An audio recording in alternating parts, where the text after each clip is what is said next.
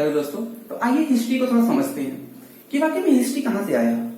अब हिस्ट्री की उत्पत्ति कहाँ से होती है? एक हिस्टोरिक नाम के वर्ड से होती है, जो एक ग्रीक वर्ड था, और उसका मतलब क्या होता है कि नॉलेज एक्वायर्ड बाय इन्वेस्टिगेशन, यानी कि अन्वेषणों से प्राप्त जानकारी। वाकई में हमसे पहले जो चीजें बीत चुकी होती हैं, ठीक है, उसके पढ़ना ही हिस्ट्री है।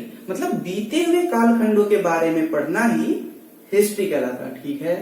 अब इसको हम थोड़ा सा यहाँ पे बांट दिए हैं 3 कालखंडों में।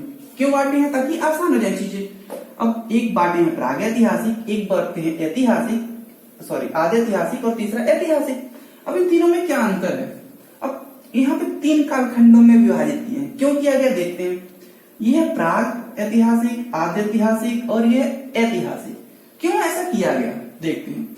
अब प्रागैतिहासिक काल में क्या होता है ना कि यहाँ के बारे में हमें ज्यादा जानकारियां मिली नहीं है, ठीक है। अब इसके अंतर्गत जैसे कि पाषाण काल हो गया, ठीक है। पाषाण काल मतलब पत्थरों का काल, जब आदमी पत्थरों का यूज करके शिकार करता था, मतलब आदि मानव मान लीजिए, ठीक। अब यहाँ पे आद्य ऐतिहासिक में क्या होता है, थोड़ा सा सभ्य बनता है इंसान। जैसे कि आद्य ऐतिहासिक में क्या होता है, जैसे कि आपने हड़प्पा या सिंधु घाटी सभ्यता का नाम सुना होगा, तो ये आ जाता है, ठीक है, हड़प्पा सभ्यता, ठीक है। और इतिहास में क्या आता है, इतिहास के बारे में ऐतिहासिक में हम पढ़ते हैं जैसे मगध के उत्कर्ष के बाद जो भी चीजें होती हैं। अब मगध के आगे मतलब मगध से जो भी जानकारी अभी तक मिली है, कल तक या फिर जब तक, वो सब ऐतिहासिक में आ गई, ठीक है ना। अब देखते हैं आगे कि वाकई में प्रागैतिहासिक काल में क्या ऐसा खास बात था कि इसको बांट दिया गया। अब देखते हैं यहाँ पे क्या मिला। पाषाण काल था। पाषाण काल का मतलब क्या था, आदि मानव शिकार करता था, ठीक है। यह शिकार कैसे करता था? पत्थरों के प्रयोग से करता था। वहां पे उनको लोहे का ज्ञान नहीं था, यानी कि यहाँ पे क्या जानकारी मिल सकती है, यहाँ पे हड्डियां मिल सकती हैं, पत्थर मिल सकते हैं, और पत्थरों के ही औजार भी मिल सकते हैं, पत्थर के औजार मिल सकते हैं, ठीक है। Is it clear? लेकिन यहाँ पे कोई भी हमको लिपि या फिर लिखा हुआ इतिहास नहीं मिला है। कोई मतलब बुक जैसे कि यहाँ कुछ लिखा हो, ऐसा कुछ हमें मिला नहीं है, ठीक है। यानी कि यहाँ पे क्या था कि लिपि का ज्ञान नहीं था, ठीक है। यहाँ पे लिपि का ज्ञान नहीं था, इसलिए इसको प्राग बोलते हैं, ठीक है। अब यहाँ पे देखते हैं हड़प्पा सभ्यता के बारे में हमें लिपि तो मिली है, लिपि मिली तो है, बट वो अभी तक अपठित है। अपठित मतलब क्या? अपठित मतलब अभी तक पढ़ी नहीं गई। क्यों नहीं पढ़ी गई? क्योंकि ये चित्रित लिपि है, और चित्रित लिपि को पढ़ना बहुत ही कठिन होता है दोस्तों। क्योंकि अगर मान लीजिए आपको एक फिगर दे दिया जाए, उस फिगर से पूछा जाए कि आपको उस फिगर से क्या बता सकते हो वहां के रहन सहन के बारे में, तो बताना कहीं कठिन है।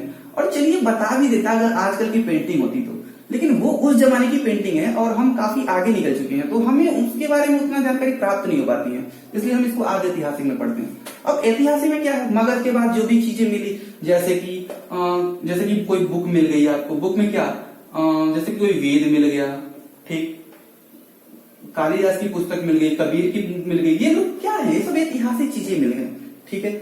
अब यहाँ पे स्थल भी मिलेंगे, हमें स्थल भी मिल सकते हैं आधे ऐतिहासिक में, ठीक है। आगे चलते हैं। अब इतिहास को पढ़ने के लिए कुछ कालक्रम होते हैं जो कि आपको हमेशा किताबों में मिलेंगे। आखिर में ये कालक्रम होते क्या हैं, आइए समझते हैं। कहीं कहीं भी आपको बीसी या फिर बीसीई लिखा रहता है, हिंदी में इसको ईसा पूर्व लिखा होता है, ठीक है। और एडी या सीई लिखा रहता है, केवल ईस्वी लिखा होता है। आखिर में इसका मतलब होता क्या है, ठीक है, देखते हैं।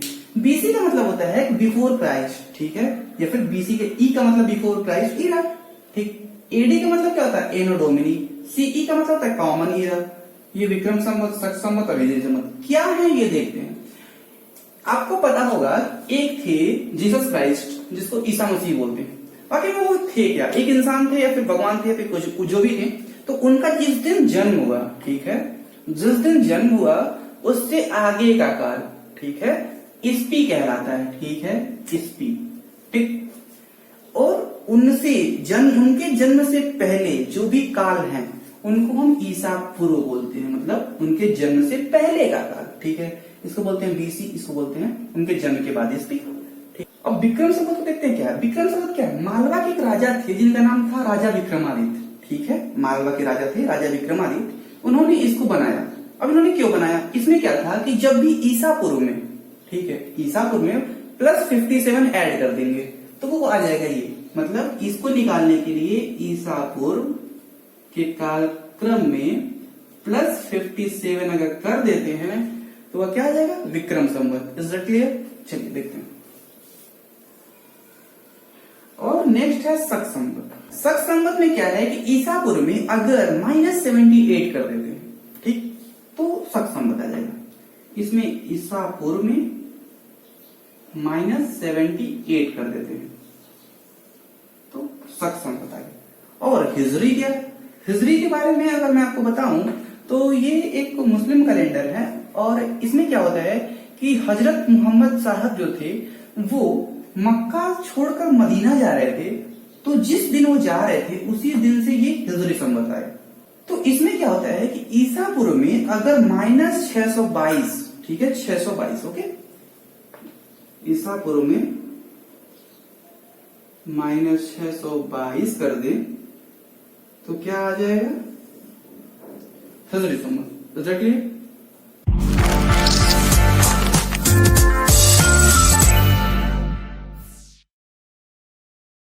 जैसा कि हमने देख भी लिया है कि हमने इतिहास को 3 कालखंडों में विभाजित किया है। पहला प्रागैतिहासिक काल, दूसरा आद्य ऐतिहासिक काल और तीसरा ऐतिहासिक काल, ठीक है। अब नेक्स्ट चलते हैं। नेक्स्ट क्या है, यानी कि प्रागैतिहासिक काल है, क्या है, थोड़ा सा समझ लेते हैं। तो प्रागैतिहासिक काल वो काल है जिसमें हमें कोई भी लिखित जानकारी नहीं मिली और पुरातात्विक जानकारी हमें मिली, तभी तो हम जानते हैं ना।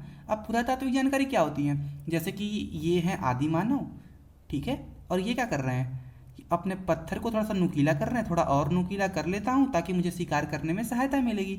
यानी कि यही सब जो पत्थर थे, हड्डियाँ थी, औजार जो यूज करते थे, यही सब जो मिलती है ना पुरातात्विक साक्ष्य, उसी को बोलते हैं पुरातात्विक जानकारी, ठीक है। तो पुरातात्विक जानकारी थी लेकिन लिखित जानकारी नहीं थी, ठीक है। अब नेक्स्ट चलते हैं ऐतिहासिक काल में। वाकई में आद्य ऐतिहासिक काल है क्या, तो इसमें आपको मैंने बताया है कि लिखित जानकारियां तो उपलब्ध हैं लेकिन अभी भी वो अपठित हैं। अपठित क्यों है, क्योंकि इनकी जो लिपि है वो चित्रित है और उसको पढ़ना कठिन है, ठीक है। और भविष्य में जब पढ़ लिया जाएगा तो अलग बात है, लेकिन अभी तो अपठित है, ठीक है। तो यहाँ पे क्या देख रहे हैं कि एक सिंधु घाटी सभ्यता है, तो ये आद्य ऐतिहासिक काल के अंतर्गत आती है, ठीक है। इसमें वो क्या किया, कुछ मूर्ति बना देते हैं ताकि 1000 साल के बाद हमारे बारे में आने वाले लोगों को पता चल जाएगा। हमें पता चलता है ना आज के डेट में कि एक सिंधु सभ्यता थी, तो वो जो बना के चले गए हैं, स्नानागार बनाए हैं, ये मूर्ति बनाए हैं, यही सब देख के तुम्हें पता चलता है ना कि हाँ वो आद्य ऐतिहासिक काल था, ठीक है। अब नेक्स्ट चलते हैं। यह ऐतिहासिक काल, वाकई में ऐतिहासिक काल क्या है, तो यहाँ पे क्या था, लिखित जानकारी उपलब्ध है, पढ़ा भी गया है, और एक कब का काल है, 600 ईसा पूर्व के काल, ठीक है। मैंने इस भी आपको समझाया।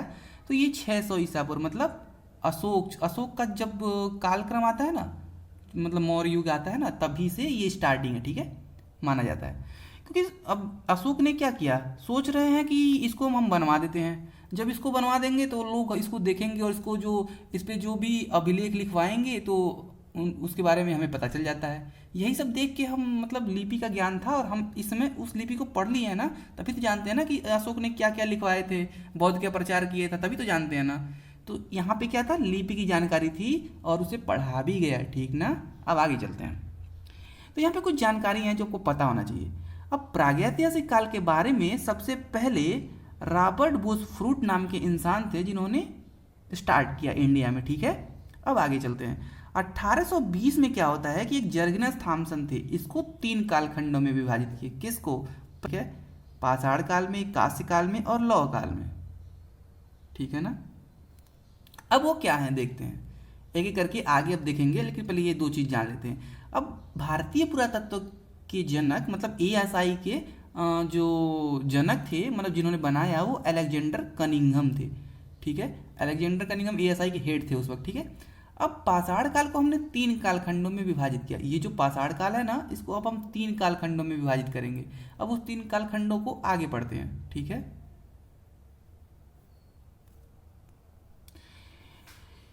एक पूरा पाषाण, एक मध्य पाषाण और एक नव पाषाण। वाकई में तीनों थे क्या, तो देखते हैं इनको कालक्रम के आधार पे बांट दिया गया।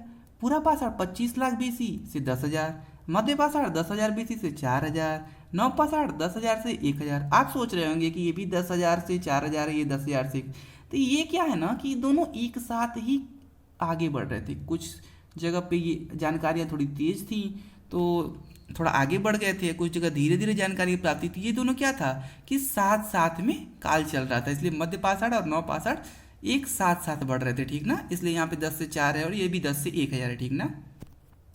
अब इनके गुण कुछ हैं जो मैंने यहाँ पे बांट के लिखा है, आप समझ सकते हैं, एग्जाम्स में अक्सर पूछते हैं। गुण में क्या है कि ये आखेटक तो बने रहे, पूरा पाषाण में आखेटक थे, खाद्य संग्राहक थे और कृषि और पशुपालन यहाँ पे नहीं थे। लेकिन मध्य पाषाण में एक आखेटक बने रहे, खाद्य संग्राहक बने रहे और पशुपालन की यहाँ पे शुरुआत हुई। और पहला पशु आपको पता होगा कुत्ता था, ठीक है। अब नव पाषाण में क्या था, यहाँ पे कृषि भी आ गई, पशुपालन भी आ गया था। तो अब कृषि हो गई, पशुपालन हो गई, तो फिर क्या होगा, लोग एक जगह रहना शुरू करेंगे, खेती करेंगे तो कुछ दिन रुकना पड़ेगा ना एक जगह। तो जब एक जगह रुकना शुरू किए तो फिर अस्थाई समाज बनने लगा, मतलब निवास, अस्थाई निवास और अस्थाई समाज का प्रारंभ हो गया, ठीक ना। अब देखते हैं कि उनके औजारों का कालक्रम क्या था, मतलब उनके औजार क्या क्या कैसे कैसे थे, ठीक है। तो औजारों में क्या है कि पूरा पाषाण के जो औजार थे वो क्वार्टजाइट, सल्क और ब्लेड के थे, ठीक है। मध्य पाषाण काल में माइक्रोलिथ के पत्थरों के बने थे औजार और नव पाषाण में स्लेट के औजार मिलते हैं, ठीक है। ये औजारों के आधार पे देख लिया हमने। अब कुछ ऐसे जगह हैं जो आपको पता होनी चाहिए, वो कौन कौन से जगह हैं देखते हैं, महत्वपूर्ण स्थल देखते हैं क्या क्या है। तो अतिरम पक्कमिक है जो कि तमिलनाडु में, और हथनौरा जो कि एमपी में। यहाँ से क्या मिले, मानव की खोपड़ी के अवशेष मिले, ठीक है। ये पूरा पाषाण के साक्ष्य है। और क्या है पूरा पाषाण के देखते हैं, भीमबेटिया जो मध्य प्रदेश में है, यहाँ से चित्रकारी के साक्ष्य मिले हैं, ठीक है। और ये तीनों कालक्रम के हैं, पूरा के भी, मध्य के भी और नव पाषाण के। इतना ध्यान रखिए, एग्जाम में अक्सर पूछा जाता है क्वेश्चंस। और एक और है मिर्जापुर। मिर्जापुर में क्या है, तीनों कालों के औजार मिले हैं, ठीक है। अब आते हैं मध्य पाषाण काल में क्या है कि मध्य पाषाण काल में चौपानी मांडू एक जगह है जो यूपी में, वहाँ से मृदभांड, मृदभांड का मतलब सीधा सा होता है मिट्टी का बर्तन जो कुम्हार बनाता है, उसको मृदभांड बोलते हैं, ठीक है। तो चौपानी मांडू यूपी में मृदभांड के प्राचीनतम अवशेष मिले। सरायनारा यूपी में एक जगह है और बागौर राजस्थान में एक जगह है, ठीक है। यहाँ से पशुपालन के साक्ष्य मिले हैं, ठीक है। सरायनारा और बागौर से पशुपालन के साक्ष्य मिले हैं और आदमगढ़ से भी, ठीक है ना।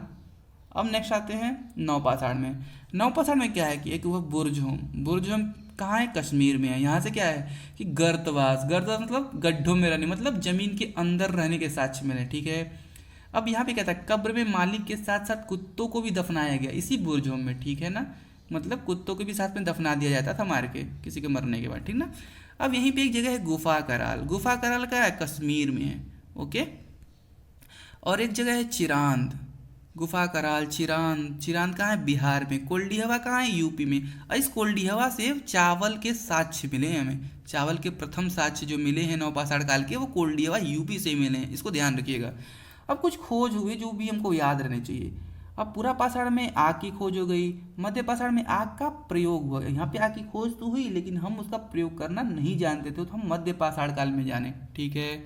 अब नव पाषाण काल में क्या है, पहिया की खोज किया, कृषि की खोज किया और अस्थाई समाज की मतलब स्टार्टिंग हो गई, ठीक है ना। स्थायी समाज स्टार्ट हो गया रहना, ठीक ना। हम नेक्स्ट चलते हैं। कुछ और नोट्स हैं जो आपको पता होने चाहिए कि मानव द्वारा प्रयोग में लाया गया अगर कोई प्रथम हथियार था तो कुल्हाड़ी थी, और मानव द्वारा प्रयोग में लाई जाने वाली पहली धातु कोई थी तो वो तांबा थी, ठीक है। अब पहला पालतू जानवर तो आपको बताया मैंने कि कुत्ता ही है।